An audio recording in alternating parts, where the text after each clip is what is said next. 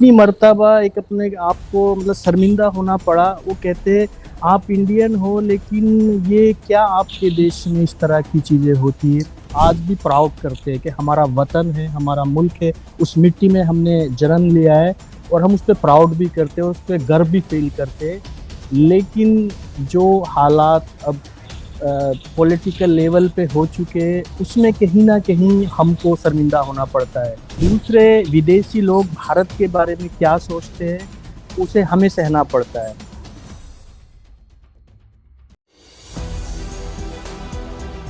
नमस्कार, मैं हूं संजय शर्मा। आप देख रहे हैं 4 PM news network. Rahul Gandhi विदेश यात्रा पर हैं। हर बार वो मोहब्बत की बात कर रहे हैं। कह रहे हैं कि देश में लोकतंत्र का जिंदा रहना जरूरी है और इसके लिए मोहब्बत का रहना जरूरी है। बात में दम है, बात में तर्क है। किसी भी मुल्क की तरक्की नफरत की बुनियाद पर नहीं हो सकती। किसी भी मुल्क की तरक्की धर्म और जाति के आधार पर नहीं हो सकती। राहुल गांधी विदेश में जाकर ये बात समझाने की कोशिश कर रहे हैं। यहाँ की गोदी मीडिया उनको दिखाने को तैयार नहीं है। आज मैं आपको उनके 3 दोस्तों से मिलाऊंगा जो यूरोप में राहुल गांधी के प्रोग्राम में उनके साथ हैं। और वो दोस्त बताएंगे आपको कि राहुल गांधी असल विदेश में संदेश क्या देना चाह रहे हैं। वो दोस्त बताएंगे कि विदेशों में रह रहे लोगों के मन में भारत के प्रति कैसा भाव है। विदेश में रह रहे लोग भारत के प्रति क्या दृष्टिकोण अपनाते हैं। और राहुल गांधी के ये दोस्त बताएंगे कि जब राहुल गांधी विदेश में बोलते हैं तो उसके संदेश क्या जाते हैं। दरअसल राहुल गांधी ये बात समझ गए हैं कि देश की मीडिया पर एक तरह की सेंसरशिप लागू है। देश की गोदी मीडिया कभी आपको सच्चाई बताने नहीं देगी, सच्चाई के आसपास आने भी नहीं देगी। अंबानी के चैनल दिन रात हिंसा का माहौल बनाए रखेंगे। अंबानी जैसे तमाम चैनल दिन रात हिंसा का माहौल बनाए रखेंगे। वो आपके दिमाग में, आपकी जहनियत में नफरत के कीटाणु पैदा करते रहेंगे। वो चाहेंगे कि यह मुल्क में नफरत का कारोबार बढ़ता रहे, जिससे किसी पॉलिटिकल पार्टी को फायदा होता रहे। राहुल गांधी ने अपनी भारत जोड़ो यात्रा के दौरान ये संदेश देने की कोशिश करी कि नफरत से इस देश का भला नहीं होगा। और जब राहुल गांधी ने भारत जोड़ो यात्रा की शुरुआत करी थी तो जिन लोगों ने हजारों करोड़ रुपए खर्च किए थे राहुल गांधी की छवि पप्पू बनाने के लिए, उन्हें सपने में भी अंदाजा नहीं था कि राहुल गांधी की छवि पप्पू तो नहीं, एक दूसरे गांधी की बनकर उभरेगी। और हकीकत में अब राहुल गांधी जब विदेश में जा रहे हैं, लोगों से संवाद कर रहे हैं, तो समझ आ रहा है कि देश का कोई नेता किस तरह प्यार और मोहब्बत की बातें कर रहा है। राहुल गांधी के ये दोस्त ओस्लो जा रहे थे।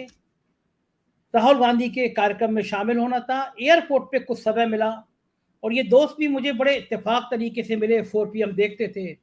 4 PM देखते देखते इन्होंने मेल किया। अलग अलग कोने से इस तरह मेल आते रहते हैं। तब हमारा संवाद शुरू हुआ और बोले कि दुनिया में अलग अलग देशों में 4 PM को लोग कितना पसंद करते हैं। तो ये वियना में एयरपोर्ट पर थे और एयरपोर्ट पे मुझे मुझे उन्होंने इस दौरे के बारे में बताया। तो मैं सीधे आपको ले चलता हूँ वियना एयरपोर्ट पर इन दोस्तों की बातचीत के क्रम में। सुनिएगा और मेरी अनुरोध है कि आपसे इनकी बात को दिल से महसूस कीजिएगा। तो चलते हैं हम लोग सीधा वियना एयरपोर्ट पर। बहुत बहुत स्वागत है आपको असद भाई। और ये तो बिल्कुल सरप्राइज है कि आज आपसे बात हो पा रही है। आप वियना एयरपोर्ट पर हैं और राहुल गांधी की इस यात्रा में लगातार आप लोग और आपकी टीम साथ साथ है। पहले सबसे पहले मैं अपने दर्शकों को ये बताना चाहूंगा कि आज बहुत 3 खास मेहमान, भारतीय मूल के मेहमान जिन्होंने दुनिया में अपना डंका बजाया है, तो दुनिया के अलग अलग जगह पे हैं, तीनों राहुल गांधी के साथ। राहुल गांधी जो विदेश की यात्रा कर रहे हैं उसमें उनके सहभागी हैं, उनके दोस्त हैं, उनकी टीम का हिस्सा हैं। मेरे से बात हुई और ये लोग वियना एयरपोर्ट पर हैं। राहुल गांधी उसको जा रहे हैं। ये लोग वहां कुछ घंटे में पहुंच जाएंगे। फ्लाइट में जो गैप था उसका मैंने सदुपयोग किया। बहुत बहुत स्वागत है। असद भाई, कैसी रही राहुल जी की यात्रा? आपकी पिछली मुलाकात राहुल जी की कहाँ हुई, क्या प्रतिक्रिया है? और पहले अपने बारे में थोड़ा डिटेल से बताइए हमारे दर्शकों को, फिर राहुल जी पे आइए। जी, सबसे पहले तो मैं सभी को अस्सलाम वालेकुम, नमस्कार, सत श्री अकाल और गुड आफ्टरनून कहता हूँ। तो ये हमारे लिए गर्व की बात है कि हम इंडियन ओवरसीज़ वालों के पास जब राहुल गांधी आते हैं तो हम बहुत ही ज़्यादा एक्साइट हो जाते हैं, क्योंकि उनसे बहुत ही ऐसा कम वक़्त मिलता है कि उनसे मुलाकात हो पाए। तो वो आए थे ब्रुसेल में, हम वहाँ गए, तो 1 घंटा 1 घंटे के तकरीबन वो वहाँ पे रहे इंडियन डिस्पोरा में, जिसमें काफ़ी वहाँ के लोकल इंडियंस और इंडियन ओवरसीज़ के इंडियन वहाँ पे शिरकत करा और उनका थोड़ा वहाँ पे स्पीच भी रही, भाषण भी रहा और उन्होंने बहुत अच्छी-अच्छी बातें करी। उन्होंने एक मुझे उनकी बात याद आई, उन्होंने एक इतनी अच्छी बात कही कि जो इंसान जिस काम में माहिर है, उसको उस काम में आगे जाना चाहिए। वो एक इतनी अच्छी बात उनको कही ताकि हम जो विदेशों में लोग रहते हैं, काम करते हैं, तो एक हमारा मैसेज इंडिया में ये कहने का मतलब था कि जैसे हम विदेश में आके अच्छी जॉब करते, अच्छी नौकरी करते, लेकिन हम जब इंडिया की तरफ देखते हैं और इंडिया में जाते हैं, तो वहाँ के हालात हमें ऐसे नज़र नहीं आते। वहाँ हमें कुछ और नज़र आता है और यहाँ हम देखते हैं कि हम तो अच्छे से जी रहे, रह रहे, लेकिन वहाँ आपको मालूम ही है कि जैसे हालात चल रहे हैं इस वक़्त। तो भाई मैं अभी इस विषय पे आऊँगा। पहले मैं चाहूँगा कि भारत के लोग और पूरी दुनिया के लोग जो 4 पीएम देखते हैं, मेरा भी आपसे मुलाकात ऐसी ही हुई है कि आप 4 पीएम देखते थे और आपने कहीं ढूँढ के मुझे मेल किया और फिर हमारा आपका संपर्क बना। जी, मैं चाहूँगा कि आप अपना पूरा परिचय, आप भारत में कहाँ के रहने वाले हैं, कहाँ सेटल्ड जी, हैं, क्या कर रहे हैं और अपने बाकी दोस्तों का भी परिचय कराइए हमारे दर्शकों से जी। और भारत के लोगों से। भारत में मैं उत्तर प्रदेश बिजनौर से आता हूँ और यहाँ पे तकरीबन ऑस्ट्रिया में हम 20 साल से मैं एक फाइनेंशियल कंपनी में होता हूँ, उसमें सेल्स और मार्केटिंग का काम है और जो साथ में ये इंडियन ओवरसीज़ है और अपनी जो भारतीय सभ्यता है उसको साथ में लेके चलते हैं। ये हमारे रिहान खान साहब हैं, ये इंडियन ओवरसीज़ कांग्रेस के जनरल सेक्रेटरी है और इनका अपना बिजनेस है और ये हमारे मिस्टर सिरोज जॉर्ज है जो इंडियन ओवरसीज यूरोप के सीनियर वाइस प्रेसिडेंट है और इनका 15-20 साल से बहुत ही ज़्यादा योगदान रहा है कांग्रेस ओवरसीज के अंदर। इन्होंने काफ़ी लोगों को इकट्ठा किया, हमको भी बुलाया, बाकी लोगों को भी बुलाया, एक प्लेटफॉर्म इन्होंने तैयार किया है। यूसुफ भाई, ये दोनों जने भारत में कहाँ के हैं और इस समय कौन ये से देश में सेटल्ड है और क्या कर रहे हैं, ये और बताइए प्लीज। जी, ये जो मिस्टर सिरोज है ये केरला से आते और यहाँ पर इनका अपना बिजनेस है, इनका एक इंडियन स्टोर है, इंडियन रेस्टोरेंट है और इंडियन आयुर्वेदा इनके कारोबार है। तो काफ़ी अच्छा इनका जो है इधर बिजनेस है और काफ़ी सालों से ये इधर ही ऑस्ट्रिया में रहते हैं, वियना के अंदर। और जो अपने रिहान भाई है ये भी तकरीबन 20-30 साल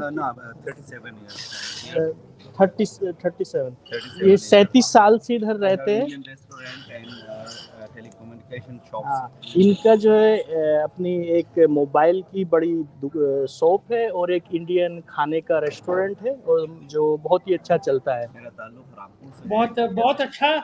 और सभी आप सभी को नमस्कार मेरी तरफ थैंक से यू बहुत रेन भाई। बहुत और हमारी तरफ से एक पैगाम है सभी के लिए कि जो राहुल जी का पैगाम है वही हमारा है कि हम सबको साथ लेकर चलें और जो उनका पैगाम है कि कोई भी कितनी भी नफरत से बोले हम उनको मोहब्बत से और प्यार से बोलें ताकि मतलब है कि हम अपने आयुषी को और स्ट्रॉन्ग बनाएं। सभी को मेरी तरफ से बहुत बहुत नमस्कार। Thank you. बहुत बहुत शुक्रिया रेहान भाई। और कितनी अच्छी बात है कि आप विदेश में ऑस्ट्रिया में रह के 3 दोस्त ऐसे हैं जो भारत से जाके वहाँ सेटल्ड हुए, बहुत बढ़िया सेटल्ड हुए और मोहब्बत का पैगाम आप फैला रहे हैं दुनिया में। और सब भाई, आप इतने सालों से हैं, आप लगातार मुझसे भारत के बारे में बातें करते रहते हैं। जो सोच है, जो खूबसूरत सोच है आप लोगों की कि भारत की जो सभ्यता है, संस्कृति है, आप बता रहे हैं कि उस ऐतिहासिक विरासत को आपके दोस्त और आप समेटे हुए हैं। क्या लगता है वो विरासत अब विदेशों में जो भारत की छवि थी, विदेशों में जो भारत का स्थान था, क्या वैसी है? या देश की, भारत की जो मीडिया बड़ी बड़ी बातें करती है, विदेशों में उस छवि से अंतर आ रहा है? हमारे यहाँ की जो उन्माद है वो कुछ असर डाल रहा है या और अच्छी छवि बन रही है? क्या छवि बन रही है भारत की इस समय? आपने बहुत अच्छा सवाल किया है। जब मैं 20 साल पहले तकरीबन इधर ऑस्ट्रिया में आया था तो एक भारतीय होने पे गर्व होता था हमें। उसके बाद वक्त गुजरा, 10 साल गए, 5 साल, लेकिन 2014 के बाद अब कुछ लोग हमें मिलते, उनका एक सवाल होता है कि ये आपके भारत में क्या होता है जो मैं खुल के नहीं कहना चाहता। जो दंगे होते हैं, औरतों को नंगा किया जाता है, बहुत ही मतलब घिनौनी हरकतें होती है। तो उसमें मुझे कितनी मर्तबा एक अपने आप को मतलब शर्मिंदा होना पड़ा। वो कहते आप इंडियन हो लेकिन ये क्या आपके देश में इस तरह की चीज़ें होती है। तो जो पहले हमें गर्व होता था कहने में कि हम भारतीय हैं, उसमें कहीं ना कहीं फ़र्क पड़ा है। अब हम कहते तो हम तो आज भी प्राउड करते हैं कि हमारा वतन है, हमारा मुल्क है, उस मिट्टी में हमने जन्म लिया है और हम उस पर प्राउड भी करते हैं, उस पर गर्व भी फील करते हैं। लेकिन जो हालात अब पॉलिटिकल लेवल पे हो चुके हैं, उसमें कहीं ना कहीं हमको शर्मिंदा होना पड़ता है। क्योंकि वो तो वहाँ बैठ के या अपनी पार्लियामेंट में बातें कर देते, लेकिन विदेशों में रह रहे लोगों को ये सब चीज़ें ग्राउंड लेवल पे देखने को मिलती है कि दूसरे विदेशी लोग भारत के बारे में क्या सोचते हैं, उसे हमें सहना पड़ता है। आसफ भाई, अभी राहुल गांधी गए हैं विदेश में, कल आप उनके साथ थे, बहुत आपने तस्वीरें भेजी हैं, राहुल गांधी के साथ थे। अब से कुछ घंटे बाद फिर आप राहुल गांधी के साथ होंगे ओस्लो में। राहुल जी, गांधी जो ये विदेश आ रहे हैं, इस दौरे से क्या वो संदेश दे रहे हैं? आप लोगों से राहुल गांधी ने क्या कहा, और जो राहुल गांधी बोल रहे हैं इसकी दुनिया में क्या छवि बन रही है, खासतौर से आप जिन मुल्कों में रह रहे हैं, वहां के जो भारतीय मूल के लोग हैं, राहुल गांधी का संदेश वो किस तरह से ग्रहण कर पा रहे हैं, क्या संदेश जा पा रहा है? देखो, जो ये राहुल गांधी जी का यूरोप दौरा है, ये हम कह सकते हैं कि एक भारत जोड़ो का हिस्सा है। जब वो विदेश में आते हैं तो वो भारतीयों के साथ मिलते हैं और वो जो एक भारत जोड़ो यात्रा है वो कहीं ना कहीं उसका हिस्सा बन जाती है। और राहुल जी जब आते हैं तो वो जैसे अब ब्रुसल में आए, वहाँ पे यूरोपियन पार्लियामेंट में मिले, वहाँ के विधायकों से मिले। उसके बाद फिर जो बेल्जियम का पार्लियामेंट है वहाँ पर वो गए। फिर उसके बाद जो है इंडियन डिस्पोरा था वहाँ पे गए। अपने जो प्रेस क्लब होते हैं वहाँ पे उनके इंटरव्यूज हुए। तो उन्होंने जो एक प्रेजेंट किया है इंडिया को, एक सेकुलर इंडिया की बात करते हैं वो। जो लोग आजकल ये सोचते हैं कि इंडिया में क्या हो रहा है, वो इंडिया की छवि को बेहतर बनाने की बात करते हैं, एक अच्छी बात करते हैं। तो भाई, ये जो संदेश है कि जो सेकुलर भारत है जिसकी बात कर रहे हैं, यहाँ पे कहा जा रहा है कि राहुल गांधी विदेश में जाके भारत की छवि खराब कर रहे हैं। यहाँ की गोदी मीडिया, यहाँ के कुछ नेता राहुल गांधी पे हमला करते हैं और कहते हैं राहुल गांधी विदेश में जाके भारत की बदनामी कर रहे हैं। आप क्या इन तर्कों से सहमत हैं? जी, ये तो सारा हिंदुस्तान जानता है कि राहुल जी एक पढ़े लिखे नेता है। उनकी डिग्री यूएस और इंग्लैंड से है और ये जो बात करते हैं उनको अच्छी तरह पता है कि जो उनका नेता वो कहीं ना कहीं उस लेवल पे नहीं आते। और राहुल जी की जो छवि है वो एक एजुकेटेड लीडर की है, और जहाँ वो विदेश में जाते हैं और जब वो बात करते हैं तो उनकी बात एक अलग होती है, एक पढ़े लिखों वाली, एक डिप्लोमेटिक बात होती है। अपने यूएस में वो गए थे, वहाँ आपने देखा होगा काफ़ी उत्साह से इंडियन कम्युनिटी के लोग मिले। उसके बाद वो यूके में आए, वहाँ के लोग बड़े उत्साह से मिले, उनसे सवाल पूछे गए, उन्होंने बेबाक और बढ़िया सबके अच्छे जवाब दिए। लेकिन वो अपोजिशन वाले कहीं ना कहीं कुछ ढूंढ लेते और वो कोशिश करते कि उनको बदनाम किया जाए या उन पर कुछ ना कुछ इल्ज़ाम लगाया जाए। और तो भाई, ये जो इल्जाम लगाने वाली परंपरा है, उसी के चलते ये लोग कहते हैं कि मोदी जी के आने के बाद से हर विदेश में रहने वाले हर भारतीय का सर ऊंचा हुआ है। हालांकि वो बात आपने बता दी कि किस तरह यहाँ के सांप्रदायिक दंगे, यहाँ हिंदू मुसलमान की नफरत विदेशों में असर डाल रही है। एक चीज और पूछना चाहूंगा आसो भाई, आप अभी भी आपके दिल में देश के लिए प्यार रहता है? आप तीनों दोस्त जो हो, देश की विचारधारा को, भारत की संस्कृति को बढ़ाने की बात कर रहे हो। रहन सहन में जो अंतर दिख रहा है, अभी G20 हुआ, विदेश से जो लोग आए, सच ना देखें तो हरे पर्दे से ढक दी गई वो बस्तियां, वो बिल्कुल मोहल्ले, जी, मैं हमने क्या देखा बिल्कुल। इस इन सब बातों की भी चर्चा होती है विदेश में कि भारत में आके हरे पर्दे लगा दिए जाते हैं? ये बातें देखो हम इंडियन तक तो बहुत जल्दी आ जाती है, लेकिन विदेशों में जो लोग रहते हैं उनको वहाँ की जो लोकल न्यूज़ होती है या आम खबरें होती है वो थोड़ा देर बाद पहुँचती है, उस वक्त नहीं पहुँचती। लेकिन ये भी एक अफसोस की बात है कि जो हमारे भाई बहन रिश्तेदार या जो भी हमारे भारतीय है वो गरीब है और उनको पर्दा लगा दिया जाता है और दिखा उनको छुपा दिया जाता है, मतलब अपने फटे हुए कपड़े हम छुपा लेते हैं और उनको दिखाते नहीं है। तो कहीं न कहीं ये एक अच्छा संदेश नहीं है विदेशों के लिए। लेकिन हमें गर्व है कि G20 हो रहा है इंडिया में, इस पे हमें गर्व है। इसमें इंडिया में इकोनॉमिकल या जो क्लाइमेट की बातें होती है उससे एक जो है अच्छा मैसेज वर्ल्ड में जाता है।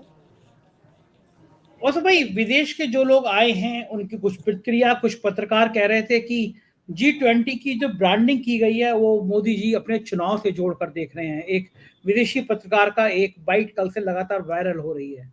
तो क्या विदेशों में भी है कि जो G20 के नाम पे हो रहा है, जैसे कल मल्लिकार्जुन खड़गे को बुलाया नहीं गया डिनर में, वो नेता हैं और उसके बाद में एक बड़े नेता हैं, लेकिन कहा गया कि दलित नेताएं, कांग्रेस अब इस तरह की बातें भी कर रही है।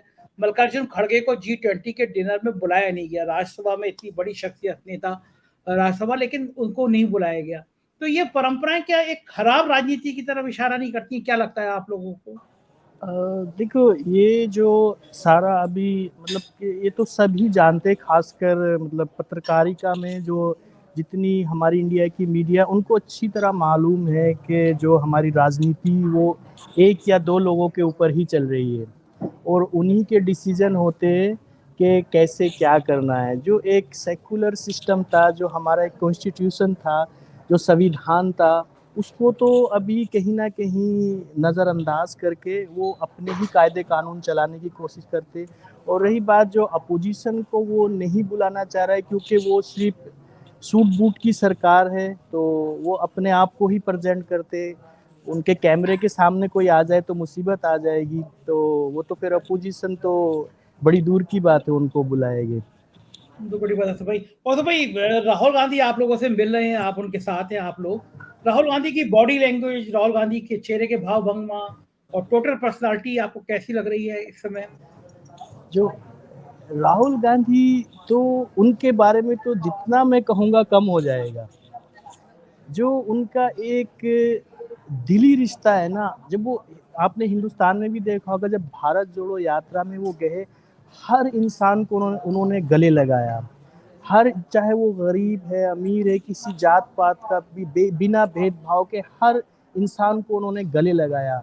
यहाँ यूरोप में वो आते, यहाँ भी ऐसे रहते, हर इंसान से मुस्कुरा के मिलते, दिल से मिलते और सामने मिलने वाला खुश हो जाता है कि ये एक ऐसा शख्स है जो कि मिलने के बाद इंसान फ़ील करता है कि कुछ एक अच्छे इंसान से हम मिले।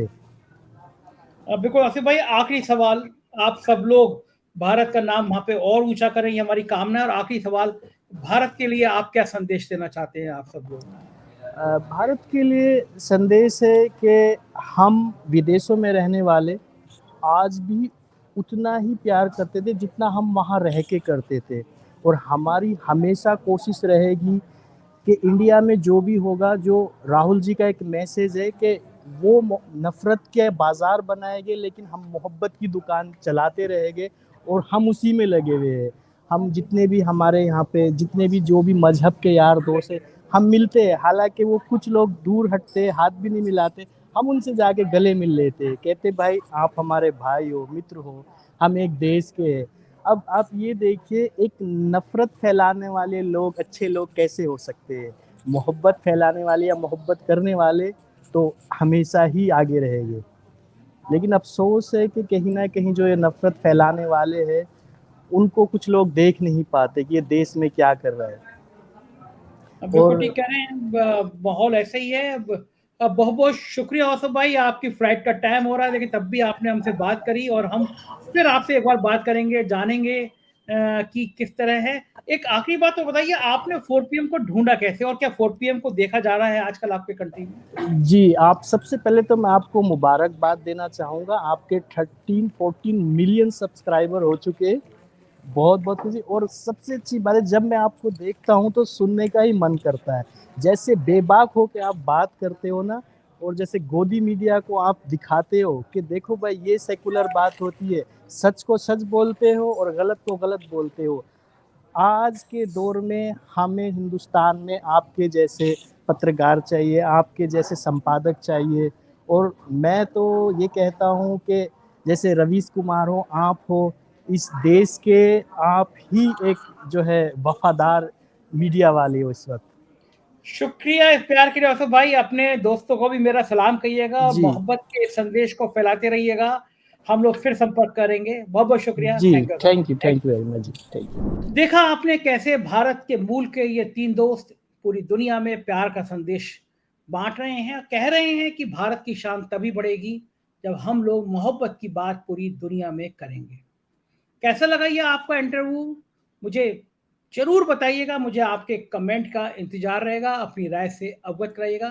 शुक्रिया। Thank you.